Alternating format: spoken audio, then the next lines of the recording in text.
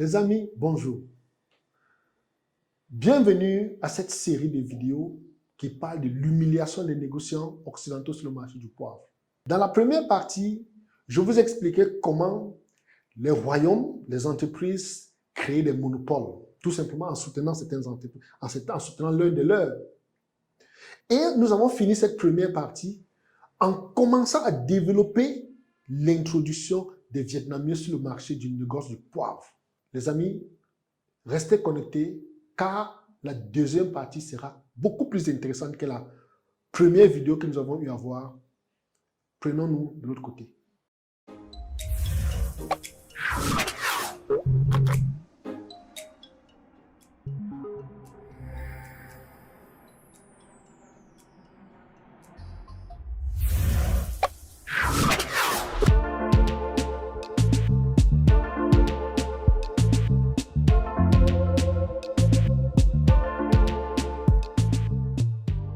Les amis, puisque nous parlons de poivre, savez-vous que le Cameroun produit depuis les années 50 l'un des meilleurs poivres au monde et que ce poivre est commercialisé en grande partie par une société française, je ne citerai le nom pour éviter une publicité gratuite. Le poivre blanc de Pendia, puisqu'il s'agit de lui, est classé parmi les meilleurs sur le marché international pour 4 bonnes raisons. D'abord, sa saveur incomparable.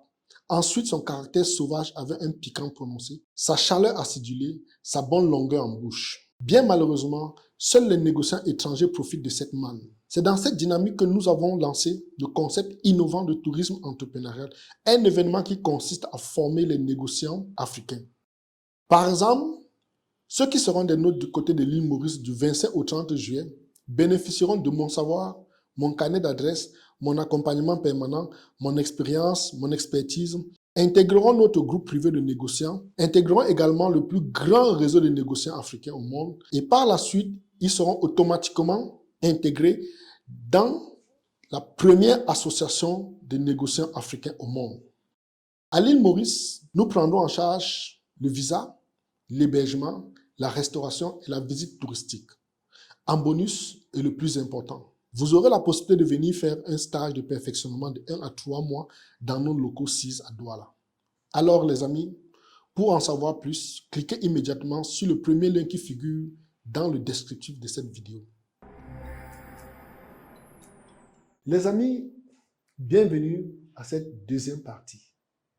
Pour ceux qui ne me connaissent pas, je suis Ernest Chakounte, plus connu sous le nom de Coach Ben. Je suis négociant des matières premières, responsable du groupe Alliance Golf. Vous aurez notre site internet www.groupe-du6alliancegolf.com. Les tout-puissants maîtres incontestés et incontestables négociants occidentaux sont devenus, au fil des années, des spectateurs impuissants du bouleversement qui les échappait, car du jour au lendemain, ils ont également vu le panorama des fournisseurs totalement chamboulés par l'irruption du nouveau venu, le Vietnam. En quelques années, les Vietnamiens se sont hissés parmi les principaux producteurs mondiaux de café et de riz.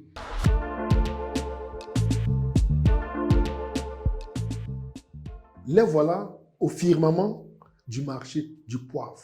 Comment ont-ils fait? C'est la question qu'on doit se poser. Comment ont-ils fait?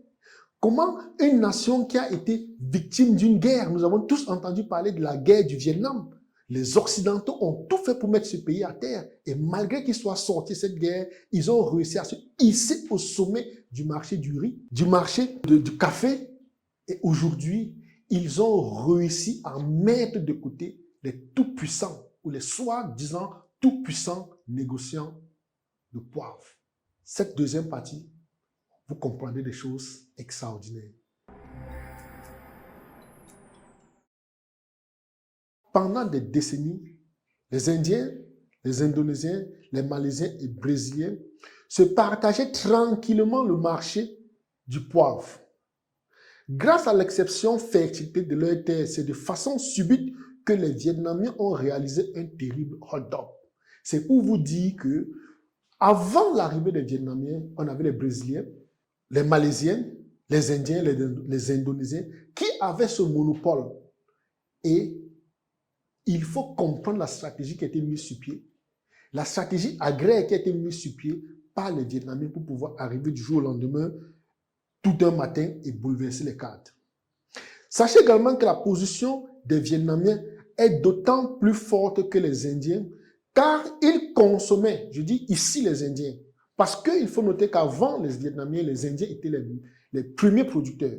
Mais avec le temps, l'Inde étant un pays qui s'est développé à grande vitesse et la population indienne a commencé à s'occidentaliser, ça fait en sorte que les Indiens n'exportaient plus leur poivre, ils en consommaient en grande quantité. Les Vietnamiens ont profité de ce gap pour se positionner. Je vous l'ai dit, les Vietnamiens ont enfin eu le champ libre sur le marché mondial. Sauf que pour quelques milliers de tonnes de poivre blanc, l'île indonésienne détient le quasi-monopole. Pour vous dire que lorsqu'on parle du poivre, le poivre noir et le poivre blanc, ici, le poivre blanc est détenu par les Indonésiens. Et le poivre noir est le monopole aujourd'hui du Vietnam. Et il faut noter également que à ce jour, les Indonésiens, les Malaisiens, les Brésiliens sont devenus les figures d'appoint. Donc, comme quoi, ils sont devenus, ils ont pris la seconde place, contrairement aux Vietnamiens qui sont venus tout récemment. La leçon a été retenue dans le cas du café, car la production vietnamienne n'a pas cessé de marcher. Et Hanoï a su, raison garder, pouvoir se servir de la volatilité des prix pour se positionner.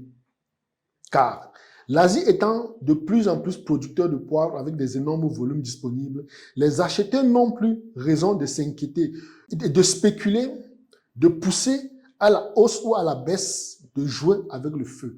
On veut dire ici que il fut un moment où l'Asie produisait beaucoup de poivre, au point où les négociants ne se gênaient plus de rien. Ils pouvaient spéculer à volonté, à la hausse ou à la baisse, parce que le marché était abondant. Mais maintenant que les Vietnamiens ont fait une éruption et les choses ont changé. À une certaine époque, j'ai dit, les négociants, les traders pouvaient se lever un matin, appeler les clients et fanfaronner en disant, par exemple, j'achète à moins $100 la tonne, soit disant au prix du jour. Car l'offre était abondante et c'est ainsi qu'il suffisait de 2 ou 3 coups de fil. Plus tard, l'information commençait à circuler et le marché se mettait à baisser. Vous comprenez que avant l'apparition des Vietnamiens, les négociants se levaient un matin, ils prenaient le téléphone, ils appelaient les fournisseurs et ils leur imposaient leur prix en leur disant, par exemple, nous achetons à un prix $100 moins que le prix d'achat sur le marché international.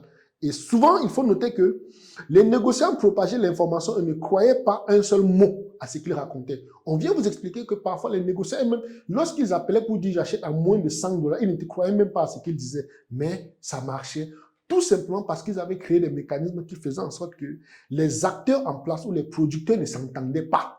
Mais les négociants, ils étaient tout le temps au téléphone. Ils s'appelaient, ils échangeaient, ils parlaient, ils se communiquaient les informations. Et ça faisait en sorte qu'ils avaient un avantage stratégique sur les producteurs. Vous êtes sans ignorer que face à ce petit jeu d'intervenants, le plus lésé était bien évidemment le producteur.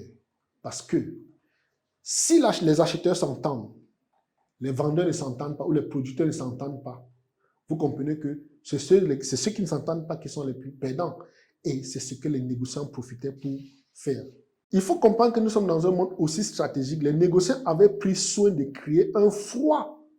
Et c'est quelque chose qui était très bien travaillé, où ils ont créé ce froid entre les différentes parties. Mais entre eux, ils étaient tous d'accord, ils s'entendaient sur tout ce qui devait se passer sur le marché du poivre.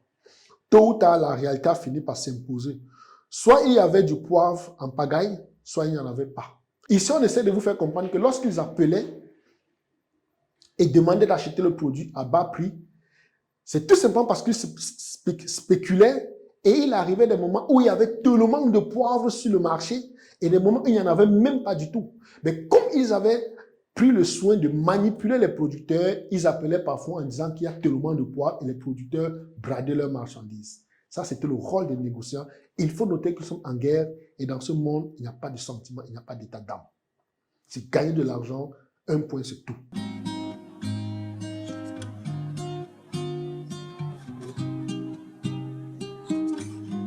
Habitués à ce genre de manœuvres depuis les temps anciens, quand au XVe siècle, les compagnies des Indes tentaient d'imposer son monopole sur le commerce des épices en général et du poivre en particulier. Les Hollandais furent aussi les derniers en date à s'y brûler les doigts. On essaie de vous faire comprendre ici que cette manœuvre est une particularité des négociants occidentaux. Depuis les temps anciens, ils avaient l'habitude de manipuler les marchés. Parfois, lorsqu'il y avait rupture de stock ou bien il y avait une quantité faible de produits sur le marché, ils prenaient soin d'appeler et manipuler en faisant croire qu'il y avait abondamment de produits. Et qu'est-ce qu'ils faisaient? Les producteurs étaient obligés de brader les marchandises. C'est une manœuvre dans laquelle ils sont bien habitués. Les amis, ici prend fin la seconde partie de cette vidéo. La troisième partie sera encore beaucoup plus intéressante. Vous comprendrez effectivement comment les Vietnamiens ont fait pour renverser la tendance. Comment les entreprises hollandaises, on vous parlera par exemple, dans la troisième partie, on vous parlera de Carl Eman Producten. Ces grosses entreprises de négoce qui ont fini par se faire broyer ou bien qui ont fini par se faire avaler par le petit Vietnam.